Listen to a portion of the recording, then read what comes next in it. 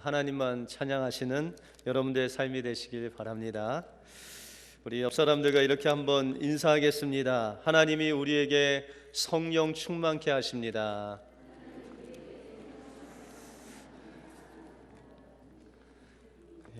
오늘도 귀한 예배에 나온 여러분들에게 하나님께서 성령의 충만함으로 함께해 주실 줄 믿습니다. 고재봉이라는 사람은 작은 라디오 하나를 훔쳐서 감옥에 들어가게 되었습니다. 그런데 그는 추록하자마자 앙심을 품고 그 식구를 도끼로 6명이나 죽인 포악한 살인자였습니다. 그가 얼마나 포악한지 한 번은 교도소 소장이 창살 사이로 그를 보고 있는데 손가락으로 찔러서 그 소장을 넘어뜨리기까지 하는 그런 포악한 사람이었습니다. 하루는 그가 감옥에서 이제 사형 받을 날짜만 기다리다가 있는데 어느 평신도가 그에게 다가와서 이렇게 이야기했습니다. 나도 당신과 같이 죽을 수밖에 없었던 죄인이었으나 이 성경을 읽고 구원을 얻었으니 한번 읽어보시지 않겠습니까? 라고 하면서 성경을 건네주는 것이었습니다. 그는 호기심이 가득하여 성경을 읽었는데 그 성경을 읽어 내려가는 동안에 그는 그 자신이 깨지고 또한 하나님 앞에 죄를 회개하고 예수님을 영접하게 되었습니다. 그가 얼마나 변화되었는지 제소자 2,000명 중에 1,800명을 예수 그리스도께로 인도하는 놀라운 기적을 일으켰습니다.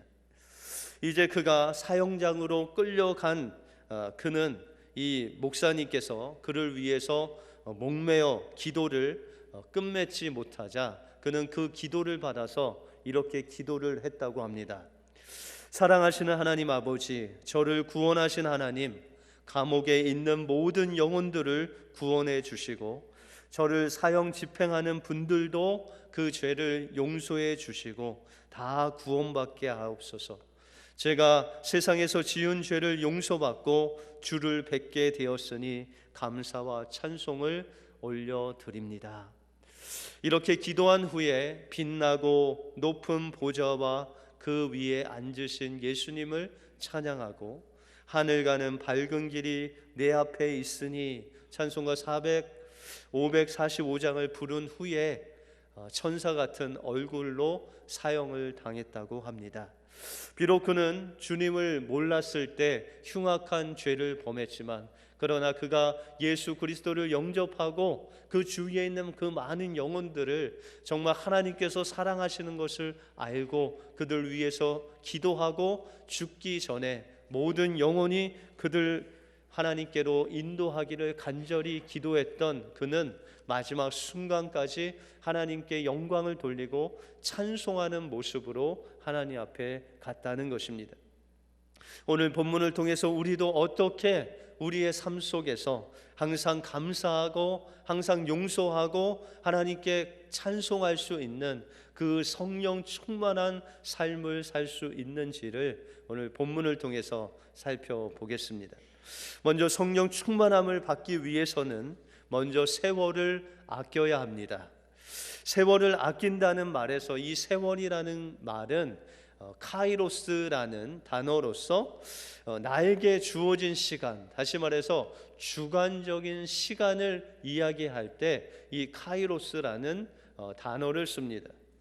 또한 여기서 아낀다는 것은 속량한다, 지불한다라는 그런 뜻입니다. 그래서 세월을 아낀다는 것은 우리에게 주어진 환경 속에서 기회를 찾아서 그에 따르는 어떠한 희생과 대가를 치르더라도 그것을 내 시간으로 만드는 것, 그것이 세월을 아끼는 삶이라고 말씀하고 있다는 것입니다. 우리가 마태복음 26장에 보시면 예수님께서 마리아의 집을 방문하십니다. 이제 예수님께서 십자가를 지실 날이 얼마 남지 않았는데 주님이 사랑하시는 이 마리아 가정에 방문했을 때 마리아가 가장 귀한 옥합 향유를 깨어서 그 향유로 머리털로 그 예수님의 발을 씻기는 그런 일을 했습니다. 그때 예수님을 따르는 제자 중에 한 명은 왜 그것을 가난한 자들에게 나누어 주지 않고 왜 그렇게 허비하냐고 꾸짖지만, 예수님은 그 여인을 향해서 제자들에게 이렇게 이야기를 합니다. 가난한 사람은 너희들과 늘 함께 있지만, 그러나 이 여인은 나의 죽음을 준비했으니 이 복음이 전파되는 곳마다 이 여인이 나에게 행한 것이 전파되리라 라고 그렇게 말씀하고 있습니다. 여러분들, 이 여인이 자신이 가지고 있는 가장 귀한 것을, 예수님을 만나는 그 가장 귀한 시간을 자신의 그 시간으로 갖기 위해서, 다시 말해서 예수님과의 그 귀중한 만남을 위해서 자신의 그 소중한 것을 들여서 예수님의 그 발을 씻기는 섬기는 마음, 그 사랑하는 마음을 보였을 때 그것이 땅에 떨어뜨려지지 않고 영원히 주님의 그 복음 안에 남는 놀라운 시간이 되었다는 것입니다. 여러분들, 나아만 장군이 엘리사에게 가서 그 나음을 얻으려고 했을 때 엘리사가 나아만 장군에게 이야기하기를 너는 요단강에 가서 7번 씻으라라고 말합니다. 여러분들, 그 당시에 이 엘리사가 있던 곳은 사마리아 지역이었습니다. 근데 이 사마리아 지역에서 요단강까지 가려면 30km, 다시 말해서 한 20마일은 가야 그 요단강이 있었습니다. 그럼에도 불구하고 이 나아만 장군이 처음에는 불평했지만 나중에는 그 20마일을 가는 그 대가와 그 수고를 통해서 그곳에 가서 또한 엘리사의 말씀에 순종해서 7번 들어갔다 나오는 그 수고를 지불할 때 하나님의 놀라운 역사를 나아만이 체험하게 되었다는 것입니다. 여러분들, 세월을 아끼는 것은 하나님께서 우리에게 주신 그 시간 속에서 우리가 그 시간 속에서 주님을 만나기 위해서 우리의 소중한 것, 지불하는 것, 그것이 세월을 아끼는 삶이라는 것입니다. 그렇게 우리의 것을 드리고 또한 지불했을 때 주님께서는 우리를 만나 주시고 또한 우리와의 깊은 교제의 시간을 갖게 하신다는 것입니다. 제가 예전에 사역하던 교회에서 이제 단기 선교를 가기 위해서 펀드레이징을 했습니다. 근데 이제 그 펀드레이징을 하기 위해서 작은 저금통을 만들어서 이 교인들에게 나눠주고 동전을 거기에 이제 채워서 갖고 오라고 했습니다. 근데 어떤 집사님 부부가 그 이야기를 듣고 모금통을 여러 개 가져다가 그냥 집에도 하나 놓고 특별히 사업장에 놓고 그 사업장에 들어오는 고객들에게 그것을 설명을 했습니다. 우리가 언제 어디로 단기 선교를 가는데 펀드레이징을 하고 있다. 여기에 동참하려면 좀 도네이션 해라 라는 것을 계속 이 커스터머에게 이야기를 했습니다. 그런데 여러분들, 이 동전통이 있다 보니까 지폐를 넣어야 되는데 다 동전만 넣다 보니까 많이 모이질 않았습니다. 그래서 그 집사님이 고민을 하다가 그러면 이 통으로 부족하니까 내가 좀 먹을 것, 뭐 사탕도 사오고 캔디도 사오고 뭐 과자도 사와서 이거를 좀 팔면서 모금을 하면은 더 모금이 잘 되겠다 해서 그 가게 앞에 모금통 외에 뭐 이렇게 먹을 것을 쫙 놔두고 그 커스터머가 오면 그것을 또 설명하는 겁니다. 그렇게 해서 모인 돈을 단기 선교할 때 헌금하는 그 집사님의 간증을 들었습니다. 여러분들, 우리가 그 모금통 가지고 가면 저조차도 집에 동전이 있으면 넣겠지만 동전이 없으면 일부러 만들어서 넣지는 않았을 것입니다. 그런데 그 집사님은 그 모금통을 채우는 것이 자신의 사명으로 알고 자신의 수고와 자기의 시간을 들여서 정성을 들여서 그 모금함을 채우는 그 집사님의 그 모습이 바로 오늘 성경에 나오는 세월을 아끼는 성도의 모습이다라고 할 수 있다는 것입니다. 그러므로 하나님께서는 우리에게 주신 그 24시간을 그냥 헛되이 허송생활을 보내는 것이 아니라 하나님과 의미 있는 시간을 갖기 위하여 우리의 소중한 것 드리고 우리의 가장 귀한 것 하나님 앞에 지불함으로 인해서 하나님과 만나고 하나님과 뜻있는 시간을 가질 때 하나님께서는 여러분들에게 성령 충만함으로 인도해 주실 것입니다. 세월을 아끼심으로 성령 충만함을 받으시는 여러분들의 삶이 되시길 바랍니다. 두 번째로 성령 충만함을 받기 위해서는 성령의 다스림을 받아야 됩니다. 우리가 세월을 아껴서 하나님의 뜻대로 살기 위해서는 이 성령의 다스림을 받아야 된다고 말씀하고 있습니다. 오늘 18절에 보시면 술 취하지 말라 이는 방탕한 것이니 오직 성령의 충만함을 받으라 라고 말씀하고 있습니다. 이 사도 바울이 성령 충만함을 술 취하는 것과 반대되는 것을 말하고 있습니다. 특별히 15절에 보시면 이 술 취하는 것은 지혜 없는 자의 삶이고 어리석은 자의 삶이다 라고 말씀하고 있습니다. 여러분들 술 취함의 특징이 무엇입니까? 여러분들 술 취하면 말과 행동이 술의 지배를 받습니다. 다시 말해서 술이 이끄는 대로 말하고 행동하게 된다는 것입니다. 여러분들 또한 귀신 들리면 귀신이 인도하는 대로 지배를 받습니다. 여러분들 귀신 들린 사람 보셨습니까? 요새는 길거리에 그런 분이 없는데 우리가 한국에 살 때 어렸을 때는 이 길거리에 그런 분들이 종종 있었습니다. 그런데 여러분들 이 귀신 들린 사람을 유심히 보면 그 말하는 내용이 조금 이상합니다. 뭐 이 말하는 행동이나 말이나 이게 좀 이상하고 특별히 이 눈빛을 보면 약간 소름이 돋습니다. 그런데 더 신기한 것은 이 귀신 들린 사람은 여인이라고 해도 힘이 엄청납니다. 그래서 뭐 남자 장정 몇 명이 덤벼도 이길 듯이 그렇게 힘이 있습니다. 여러분들 이 귀신 들린 사람이 어떻게 이 힘이 셉니까? 여러분들 귀신에게 지배받기 때문에 그 귀신의 힘을 빌어서 그렇게 되는 것입니다. 여러분들 성령 충만하다는 것은 우리 안에 오신 그 성령의 지배를 받는 것입니다. 성령께서 말하시는 대로 말하고 성령께서 믿음으로 인도하시는 대로 행하는 삶을 가리켜 바로 성령 충만한 삶이다 라고 말할 수 있습니다. 우리가 마태복음에 보시면 혈루증 앓던 여인이 나옵니다. 이 여인은 12년 동안 혈루증이라는 심한 병으로 고통을 당했습니다.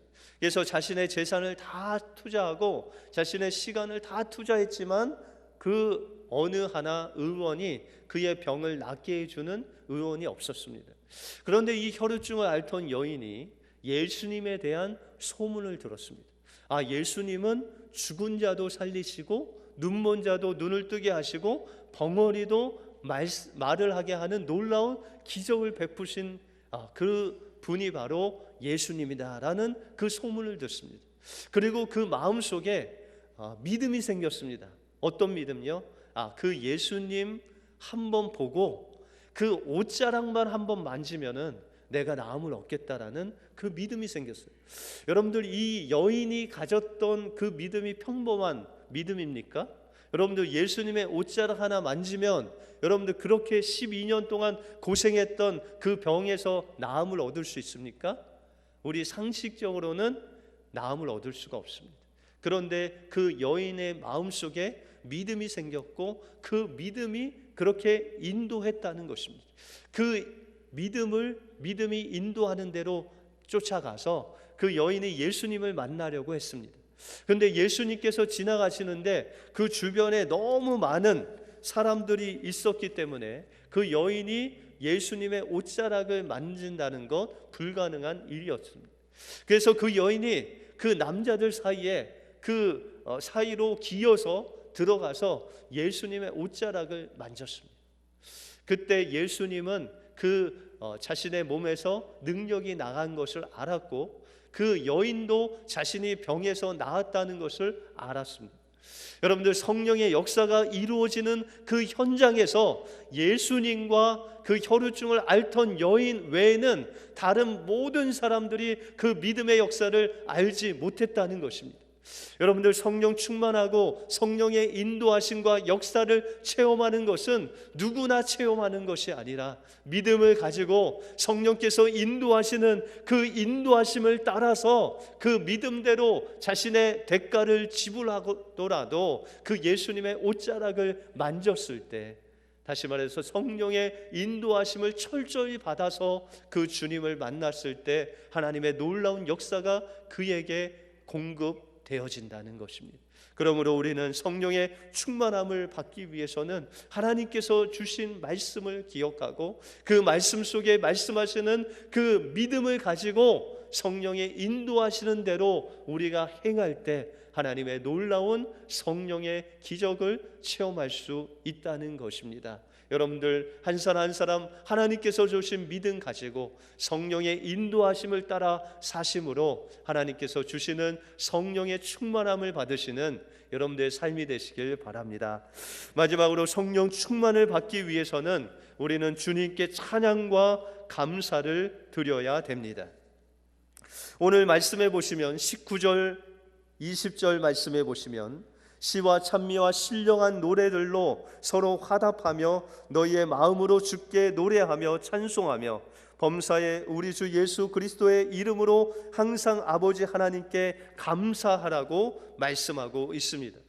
이 예수 그리스도를 믿고 성령에 충만한 사람들은 늘 하나님께 찬양하고 감사한다는 것입니다. 여러분들 찬양의 사람 하면은 다윗이 생각납니다. 이 다윗이 하루는 형들이 있는 전쟁터로 갑니다. 그 전쟁터로 갔는데 이 많은 사람들이 그 블레셋 사람 골리앗 장군 하나 앞에서 그냥 두려워 떨면서 있는 그 이스라엘의 사람들을 보게 됩니다. 그때 다윗은 하나님의 그의 삶 속에서 역사하신 것들을 간증합니다. 여러분들 찬양이라는 것, 간증이라는 것은 하나님께서 우리의 삶 속에서 역사하신 일들을 고백하는 것입니다. 그래서 이 다윗은 그 이스라엘 왕 앞에서 하나님께서 어떻게 자신에게 역사하신 그 하나님의 일들을 고백하고 간증해냅니다. 그래서 내가 양을 치다가 곰이나 사자를 만나서 그 양들을 움켜쥐면 내가 가서 그 사자의 입을 찢고 그 양을 건져냈다라고 그렇게 이야기를 합니다. 여러분들 다윗과 사자가 싸우면 누가 이길까요? 사자가 이기죠. 여러분들 다윗과 곰과 싸우면 누가 이길까요? 그냥 이 어린 아기 곰 말고 어른 곰하고 싸우면 다윗이 이길까요? 곰이 이길까요? 당연히 곰이 이기죠. 근데 여러분들 다윗이 이 곰과 사자를 이길 수 있는 힘이 다윗에게 나온 것이 아니라 늘 하나님께서 그에게 함께 하시고 그래서 이 다윗은 하나님을 찬양하고 감사하고 하나님께서 주시는 그 능력이 그에게 있었기 때문에 그는 하나님께서 주시는 힘으로 곰과 사자를 이길 수 있었다는 것입니다. 여러분들 사울 왕은 어떻습니까? 이 사울 왕은요 늘 그 마음속에 다윗을 질투했습니다. 자신을 천천히라고 하고 이 다윗을 만만으로 하는 백성들의 그 음성을 항상 그 마음속에 두고 다윗을 죽이려고 했어요. 그래서 때로는 창을 던지기도 하고 때로는 군사를 이끌고 이 다윗을 죽이려고 했지만 하나님께서는 허락지 아니하셨어요. 그래서 이 사울 왕을 보면은 늘 그 마음속에 불안함과 또한 근심과 걱정과 두려움이 가득 차서 악한 영이 그에게 역사했다라고 그렇게 이야기를 하고 있습니다. 여러분들 이 다윗과 사울의 그 마음의 차이는 무엇입니까? 한 명은 하나님을 찬양하고 한 명은 그 마음속에 두려움이 꽉 차서 늘 불안해 있는 그 차이가 무엇입니까? 그 차이는 바로 다윗은 늘 하나님을 바라본 것입니다. 늘 하나님께서 자신에게 주신 그 은혜에 감사하면서 그 감사가 견딜 수 없어서 하나님을 찬양한 것입니다. 그래서 다윗은 법궤가 하나님의 그 법궤가 자신의 왕궁에 들어올 때 그는 너무 신나서 춤을 췄습니다. 자신의 바지가 내려가는 것도 모르고 하나님께 찬양했습니다. 왜요? 그 마음속에 하나님을 향한 사랑이 있었기 때문에. 그러나 사울은 하나님을 향한 사랑이 없었습니다. 오히려 사람을 향한 미움과 그 시기하는 마음으로 가득 찼을 때 그는 찬양과 감사로 하나님께 영광을 돌리지 못했다는 것입니다. 그러면 우리가 성령 충만을 받기 위해서는 늘 하나님께 찬양해야 됩니다. 하나님께서 우리에게 베푸신 그 사랑에 대해서 늘 기억하고 하나님께 찬양과 감사로 영광 돌릴 때 하나님께서는 또 다른 감사의 제목을 우리에게 주실 것입니다. 이동원 목사님의 설교에 이런 예화가 나옵니다. 미국의 스티얼 워러라는 집사님이 계셨습니다. 근데 이 집사님은 늘 그 입에 감사가 끊이지 않고, 그는 교회를 가서 굳은 일을 해도 감사하고, 뭐 어떤 원망과 불평을 할 만한 그런 일이 있어도 그는 불평하지 않고 하나님께 감사하고 늘 찬양을 읊조리면서 다니는 그런 집사님이 계셨다고 합니다. 그래서 이 집사님의 별명을 가리켜 감사 집사라고 그렇게 졌다고 합니다. 그런데 이렇게 굳은 일을 마다하지 않고 하나님 앞에 늘 찬양과 감사하는 이 집사님에게 어려움이 닥쳤습니다. 그것은 자신의 아내에게 치매가 왔습니다. 다시 말해서 알츠하이머가 와서 이 아내가 점점 사람들을 못 알아보게 되었다는 것입니다. 그래서 이제 가족들도 알아보지 못하고 그 병이 심해져서 요양원으로 그 아내를 안내했습니다. 그래서 이 감사 집사님은 늘 아침에 이 부인 집사님께 가서 같이 산책도 하고 같이 기도도 해주고, 그가 빼먹지 않고 하는 일이 한 가지 있었다고 합니다. 그것은 아내를 위해서 아침에 아이스크림을 사서 갔다고 합니다. 그 아내가 평소에 가장 좋아했던 것이 이 아이스크림이었다고 합니다. 여러분들 아내가 가장 좋아하는 것은 무엇입니까? 그 감사하는 이 집사님이 매번 그 아이스크림을 가지고 가고 산책하고 기도하고 밤늦게 돌아오고 그런 일들을 반복했답니다. 그런데 어느 날 하루 이 아내가 그 집사님을 바라보면서 여보라고 이야기하지 않고 당신은 누구십니까? 라고 묻는 것이었습니다. 다시 말해서 그 남편을 알아보지 못했던 것입니다. 어느 날 아내에게 다시 한번 물었습니다. 여보, 내가 누군지 알아요? 라고 물었더니 아이스크림을 사줄 수 있는 좋은 아저씨입니다 라고 그렇게 이야기를 했다고 합니다. 그래서 너무 마음이 아파서 이 감사 집사님이 집에 와서, 하나님, 제가 늘 하나님 앞에 찬양하고 감사해야 되는데 하나님, 이 아내가 저를 알아보지 못하고 저에게 여보라고 불러주지 못하는데 하나님, 제가 마지막 소원입니다. 하나님, 정말 아내를 보면서도 감사할 수 있게끔 하나님 이 환경을 인도하여 주옵소서. 이렇게 기도하는데 번쩍 성령님께서 아이디어를 딱 하나를 주시는 것입니다. 그래서 아침 일찍 아이스크림을 사들고 요양원에 가서 그 요양원을 인도하시는 그 목사님을 찾아가서 자신의 아내와 자기가 결혼식을 하게 주례를 좀 부탁을 드린다고 그렇게 이야기를 했습니다. 그리고 나서 이제 그 아내에게 가서 결혼식을 같이 하자고 했더니 그날은 또 정신이 돌아왔는지 이 남편에게 나는 결혼을 이미 했으니 결혼식 할 수 없습니다 라고 그렇게 이야기하는 겁니다. 그래서 아내를 막 설득하려고 하다가 좋은 생각이 떠올라서 결혼식을 안 하면 아이스크림을 안 주겠다고 협박을 했습니다. 그랬더니 그 아내가 승낙을 했습니다. 그래서 이제 이 결혼식을 하는 중에 그 목사님이 결혼 소약을 남편에게 물었습니다. 당신은 비가 오나 눈이 오나 슬플 때나 기쁠 때나 아내를 사랑하겠습니까? 라고 물으니까 이 남편이 네 하고 대답을 했습니다. 그 아내를 보면서 목사님이 질문했습니다. 당신은 비가 오나 눈이 오나 아플 때나 건강할 때나 이 사람을 남편으로 맞이하겠습니까? 라고 물었더니 아내가 유심히 그 남편을 쳐다보면서 한 5초 10초 지난 후에 예 라고 대답을 했다고 합니다.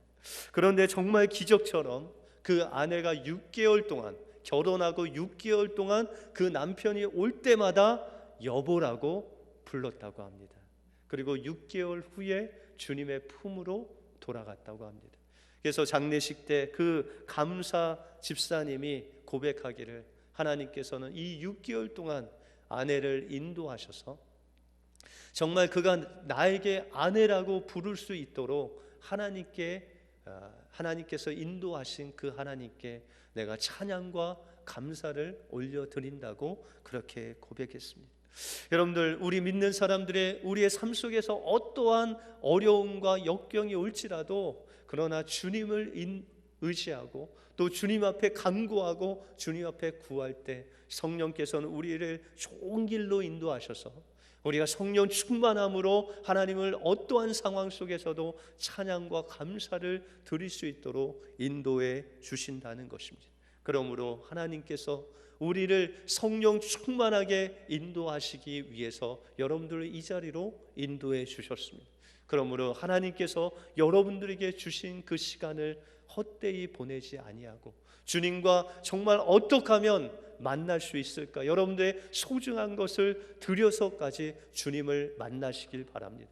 그리고 다른 것에 인도함을 받는 것이 아니라 성령의 인도함을 받아서 어떠한 상황 속에서도 하나님께 감사하고 어떠한 상황 속에서도 하나님께 찬양 드리심으로 말미암아 하나님이 부르실 때 착하고 충성된 종아, 내가 성령 충만함으로 하나님의 말씀대로 살았구나 라는 칭찬을 받으시는 우리 은혜교회 모든 성도님이 되시기를 주님의 이름으로 축원드립니다. 기도하겠습니다. 하나님 감사합니다. 오늘도 살아계셔서 우리를 하나님의 자녀 삼아 주셔서 하나님, 우리가 세상에서 어두운 가운데 살고 있었지만 우리를 건져 주셔서 빛 가운데로, 또한 성령의 자녀로 우리를 삼아 주셔서 우리를 정말 하나님의 그 놀라운 기쁨과 은혜 가운데 인도해 주신 주님께 감사를 드립니다. 하나님께서 우리에게 원하시는 그 뜻대로 성령 충만을 받기 위해서 날마다 우리가 하나님 시간을 하나님께 드려서 정말 하나님을 만나는 우리의 삶이 되게 하여 주시옵시고, 우리가 다른 어떤 것에 지배받지 아니하고 우리 마음속에 오신 그 성령으로 지배받게 하여 주셔서 날마다 하나님께 찬양과 감사로 올려드리는 복된 귀한 성령 충만한 우리 은혜교회 모든 성도들이 될 수 있도록 인도하여 주시옵소서. 모든 것 주님께 감사드리오며 예수 그리스도 이름으로 기도하옵나이다. 아멘.